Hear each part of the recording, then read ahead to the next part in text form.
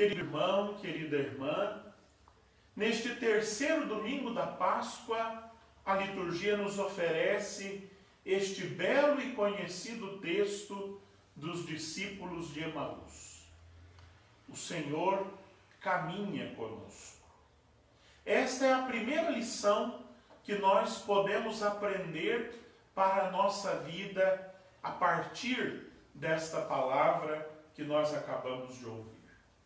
Não obstante nós estejamos desolados, não obstante a frustração tome conta de nós, não obstante nós até regridamos na fé por causa das situações adversas em que nós vivemos, o Senhor caminha conosco.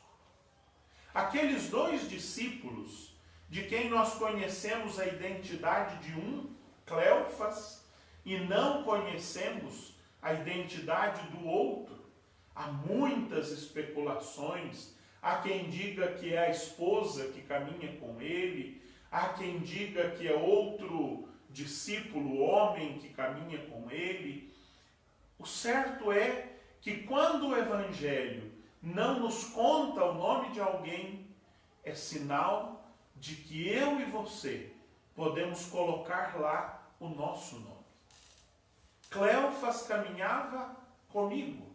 Cleofas caminhava contigo. Porque nós também fazemos esse caminho. Caminho de quem um dia já acreditou em Jesus com todas as fibras do seu coração, mas por causa dos eventos negativos que acontecem na nossa vida, como foi aquela crucifixão em Jerusalém 3 dias atrás, como é para nós hoje esta pandemia do coronavírus, nós podemos, por causa destes eventos, esfriar na nossa fé, até mesmo regredir na nossa fé. Os discípulos de Emaús dão um testemunho de regressão. Eles já haviam acreditado que Jesus era o Messias, que Jesus era o libertador de Israel. Mas eles agora, por causa da tristeza da sexta-feira da paixão, deram um passo atrás. Quando Jesus pergunta a eles o que aconteceu, eles não dizem que o Messias foi crucificado. Eles dizem que um profeta, poderoso em palavras e obras, foi crucificado em Jerusalém. E eles dizem, nós até acreditávamos que era o Messias, mas já não acreditamos mais. Faz 3 dias que isso tudo aconteceu, ou seja, esta caminhada acontece na manhã da Páscoa, e eles testemunham que nem o testemunho das mulheres, nem o testemunho de Pedro e João, que foram ao sepulcro, lhes foi bastante para que eles acreditassem que Jesus ressuscitou e que a sua ressurreição fosse a prova de que ele é o Messias. Os discípulos de Emaús, apesar de já terem um dia chegado à fé plena, a fé de que Jesus é o Messias, o Filho de Deus, eles agora regrediram na fé. Um risco que todos nós corremos. A fé precisa ser cultivada diuturnamente. E o dia em que nós não cultivamos a nossa fé, ela regride, ela diminui. A fé não é algo dado, ganhado e seguro para sempre. Não, a fé é algo que nós temos que cultivar, que fazer crescer rumo à maturidade de Cristo todos os dias. E como é que nós, então, fazemos crescer a nossa fé? Cultivamos a nossa fé, especialmente por meio das Escrituras. Com uma leitura orante, serena, cotidiana da Palavra de Deus, à luz daquele que é a Palavra palavra de Deus feita carne. Nós precisamos, no caminho da nossa vida, que é o caminho de Emaús, deixar que todos os dias o Cristo faça arder o nosso coração, explicando-nos as Escrituras.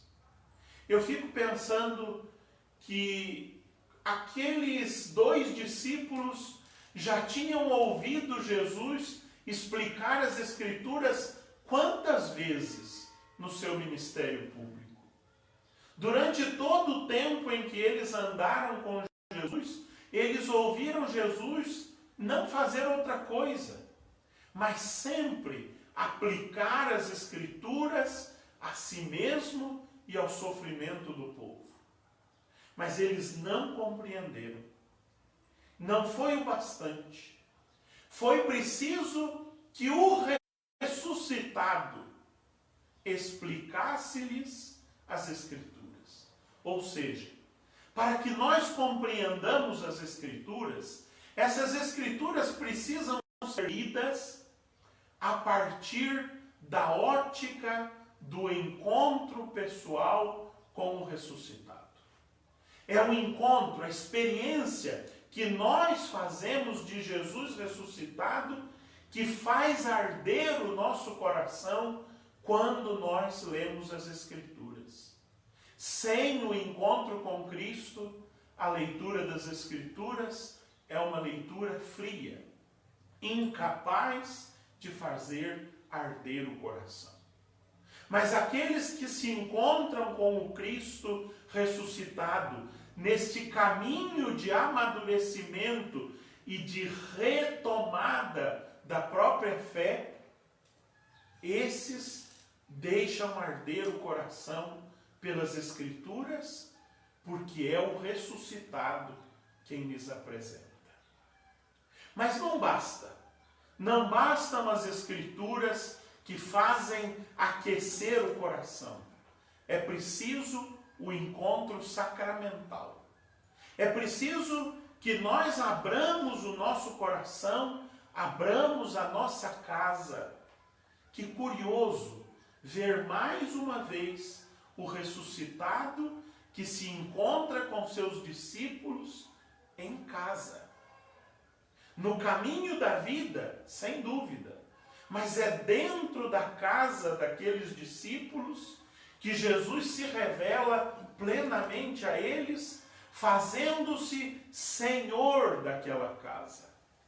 É bonito perceber como é que num instante entre aspas, porque aqui está descrito toda a vida, está descrita toda a vida dos discípulos. Esse caminho é o caminho da vida dos discípulos, onde Jesus começa a caminhar como um desconhecido, mas termina o caminho como dono da casa daqueles discípulos. Eles convidaram Jesus, fica conosco porque já é tarde. E Jesus espera de nós, de cada um de nós, que nós lhe abramos as portas da nossa casa, da nossa família, da nossa vida, do nosso coração. Só nós, só cada um de nós e nós juntos podemos abrir a Cristo a porta da nossa vida. Por isso hoje você é convidado, meu irmão, minha irmã, a abrir a porta da sua casa e dizer ao Senhor: entre, esta casa é sua. Mas abrindo a porta da sua casa, abrir também a porta da sua vida e dizer ao Senhor: entre. O Senhor não é mais um desconhecido. O Senhor é o ressuscitado que foi crucificado. E eu quero que o Senhor entre na minha casa, mas não entre como hóspede, não entre como visitante, entre como Senhor. É curioso, eu estava dizendo, perceber como que no caminho dos discípulos de Emaús, Jesus começa como um forasteiro e termina como o Senhor da sua casa. Porque tomar o pão, partir, dar a bênção da mesa, e servir os hóspedes não era, na cultura judaica do tempo de Jesus, uma tarefa do hóspede. Era uma tarefa, como é até hoje, do dono da casa. Quando nós recebemos um hóspede na nossa casa, nós não o mandamos para a cozinha preparar o almoço. Pelo contrário, nós o deixamos na sala, esperando até que tudo fique pronto. E quando tudo está pronto, é o dono da casa quem serve o hóspede ilustre que está na sua casa. Jesus, ao entrar na casa dos discípulos, na vida dos discípulos, ao entrar na nossa caminhada de fé, ele entra para ser Senhor. E nenhuma outra posição lhe serve. Por isso, ao convidar Jesus a entrar na sua casa, convide-o para ser Senhor da sua casa, para dar as ordens, para tomar as providências, para tomar a iniciativa de conduzir o serviço da sua família. Também na nossa vida, o Senhor quer ser Senhor, tomar a iniciativa, dar as ordens, guiar-nos com a sua sabedoria no caminho da nossa vida. Meu irmão, minha irmã, nós estamos vivendo este tempo de pandemia, recolhidos em nossas casas, mas não estamos privados do nosso caminho de Emaús. A nossa vida, a nossa caminhada de fé acontece mesmo reclusos em nossas casas. Mas para isso é preciso abri-las ao Senhor. É preciso deixar que o Senhor entre, apresente-nos e explique-nos as Escrituras, faça arder o nosso coração, torne-se Senhor e nos dê o sacramento da sua presença. Neste tempo de pandemia, nós só estamos acompanhando a Eucaristia, não estamos comendo à mesa do Senhor. Mas você pode, neste tempo de pandemia, convidar o Senhor para ir à sua casa, celebrar com Ele a palavra, fazer da sua casa, como aqueles discípulos fizeram, um lugar da presença do Senhor ressuscitado no seu dia, hoje, no domingo. Não se contente, meu irmão, minha irmã, em assistir esta Santa Missa. É bom que você assista, é bom que você esteja em comunhão com a nossa comunidade que celebra e que reza. É bom que você perceba que nós quatro que estamos aqui nesta Eucaristia e nos alimentamos do pão, do corpo e do sangue do Senhor, não somos apenas indivíduos. Somos a sua comunidade de fé que se alimenta do sacramento. Quando nós, nesta Eucaristia, comungamos do sacramento da presença do ressuscitado entre nós, você também está comungando, porque o corpo de Cristo, o corpo místico de Cristo, a Igreja de Cristo, comunga em nossas bocas. Não é o Padre Jean, não é o Paulo César, não é o Sam ou a Cirlei que comungam nesta Eucaristia. Somos todos nós que estamos unidos e que somos o corpo de Cristo. É o corpo de Cristo que se alimenta do sacramento da sua presença. Mas para isso, para que você participe deste alimento como corpo místico de Cristo que comunga, para que você tenha a presença do ressuscitado na sua casa, não se contente em acompanhar esta Eucaristia. Celebre aí na sua casa. Deixe o Senhor lhe explicar as Escrituras. Reúna a sua família. Escute a palavra. Faça arder o coração com a presença do Senhor. E que bonito seria se hoje a nossa celebração começasse com a família toda indo à porta da frente da sua casa, abrindo a porta e convidando o Senhor para entrar e para ser Senhor desta família. Você sabe, eu espero, que lá no blog O Dia do Senhor em Família.blogspot.com você tem um roteiro preparado com todo carinho para esta celebração aí na sua casa. Eu não posso ir aí celebrar, mas eu posso lhe oferecer este link, este roteiro, para que hoje o Senhor caminhe com vocês, explique-lhes as Escrituras, faça arder o vosso coração e seja presença ressuscitada de Senhor na sua casa. Depois vai chegar a hora, como chegou a hora para aqueles discípulos de Emaús, em plena noite escura, de voltar a Jerusalém e depois de fazer a experiência da presença do ressuscitado na sua casa, ir à comunidade apostólica, partilhar a experiência da presença do Senhor. Que triste, se quando passar a pandemia e nós pudermos nos encontrar na igreja,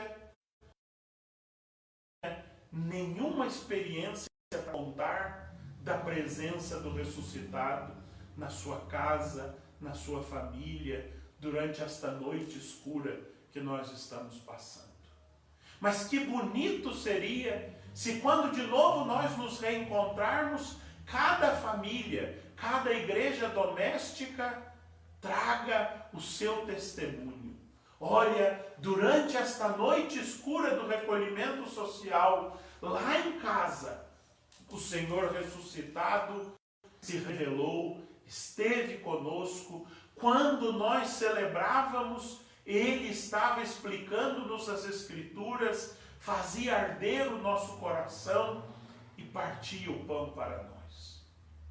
Quando nós voltarmos a Jerusalém, quando nós voltarmos à comunidade apostólica, à igreja, e é preciso que nós voltemos.